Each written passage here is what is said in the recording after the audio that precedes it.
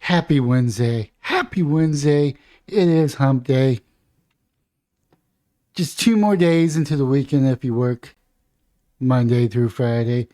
Hopefully you work Monday through Friday and you get weekends off. And if you don't, hopefully you do get some form of a weekend. Now I'm going to try my best not to curse because this deals with a topic that's just outrageous. You thought the ex-boyfriend getting 90 days in prison or in jail for beating and raping his ex-girlfriend was a terrible sentence. This is even worse. This is even more grievous. This is a predator getting 90 days. But let's go ahead and get to the story so you can feel my frustration.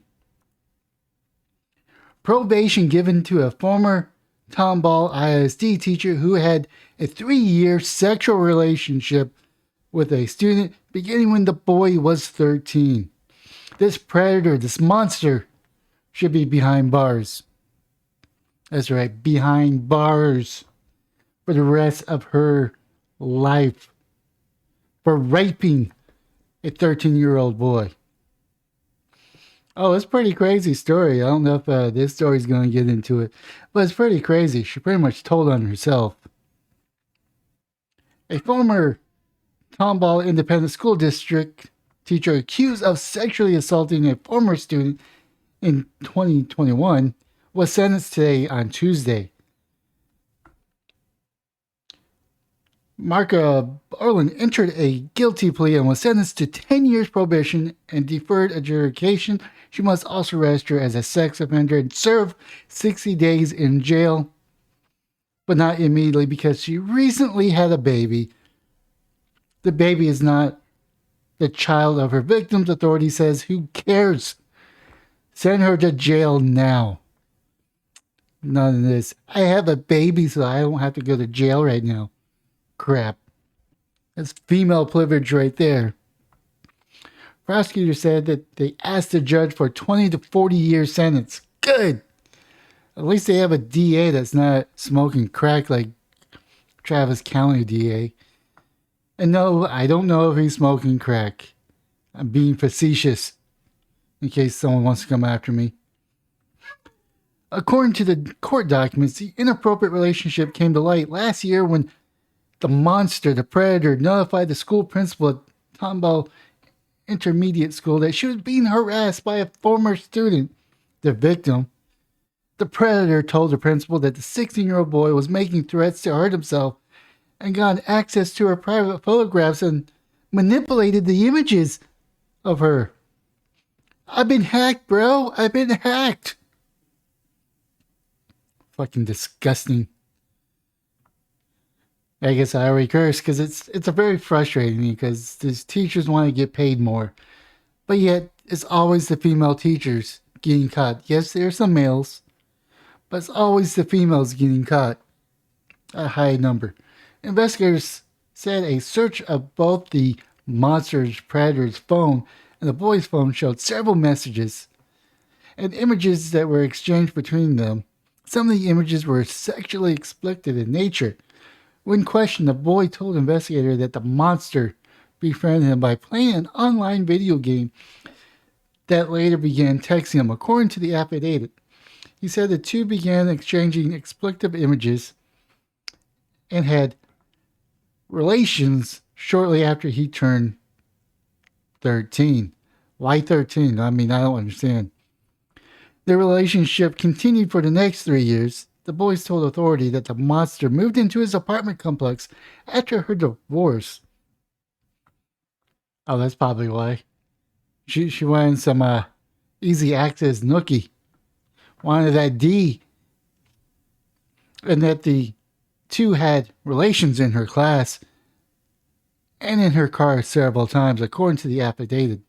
Investigator says that the monster eventually admitted to having the relationships with the former student and sending the explicit images and videos.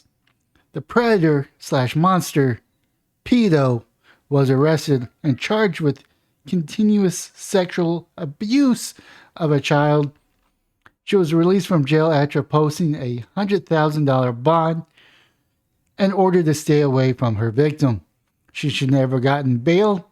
She would have been bail denied, and she should serve the 20 to 40 years in prison for being a monster. Because it's frustrating. I mean, the cops did their jobs, the investigation did their jobs, and she's only getting, 60 days in prison? 60, not even in prison, just in county jail, most likely. 60 days in jail. And she's going to be out on probation, registered as a sex offender. And the judge says that was ample punishment. Ample punishment for a predator, a pedo. Because she is a pedo. She's no longer a minor attracted person sexually because she committed the act. She is a pedophile. She crossed the bridge into that territory and decided to have relations with this kid. And hopefully this isn't a trend that we're going to see moving forward, where these monsters get less and less prison term and becomes acceptable within our community that teachers just going to have relations with their students. Is perfectly normal. Is this going to be the trend that we're going down? Now, I would never wish harm on anybody. So hopefully this teacher, ex-teacher, never gets a teaching job ever. Stays away from kids her entire life except for her own. And hopefully her own kids do not get abused by her. Hopefully nothing terrible happens. But, she is out in the wild. So, hopefully nothing happens. Because, parents, hopefully Mama Bear isn't too... Hopefully Mama Bear could put some restraints on herself, because I'm pretty sure Mama Bear is not too happy. I don't know how else to say that. I mean, it's very disgusting. I've seen this story happen many times, and most of the time, the teacher spends years in prison. Now, when this first came on my radar, well, not necessarily this particular case, but teachers having relations. I think it was back in the 80s. There's a teacher and student. The teacher was arrested and had a child by the student, and then they were, I don't know, it was a pretty good drama for a television movie, and I think they made it into a TV movie where they pretty much had it back and forth, and then eventually they did get together and split, and she died from cancer. So there's actually was some sparks there. I think it was maybe 16 or 17 at the time. But still, this teacher is a predator, or this ex-teacher is a predator. I hope she regrets what she did. I hope she learns her lesson, but 60 days in jail is not a real punishment. She gets to be free. She gets to be free, walk among us, pay taxes, go to a job, assuming that they would hire her, and register as a sex offender. But yeah, she gets to be free while this innocent child got robbed of his innocence from this predator. I don't think that's fair justice. Hopefully this is a one-off. And if you're in Tomball, Texas, I recommend you take a look at your judge. If he could be recalled, recall him. If he's up for re-election, fire him. Because we don't need a soft on pedophile judge. We don't need a soft and pedophile DA. If it was genders were reversed, I'm pretty sure the male would have spent those 20 to 40 years in prison. I don't know, just something to say. Hopefully I'm not being too harsh, or maybe I'm not being harsh enough. Maybe I'm not frustrated enough, because I keep on seeing a failure in justice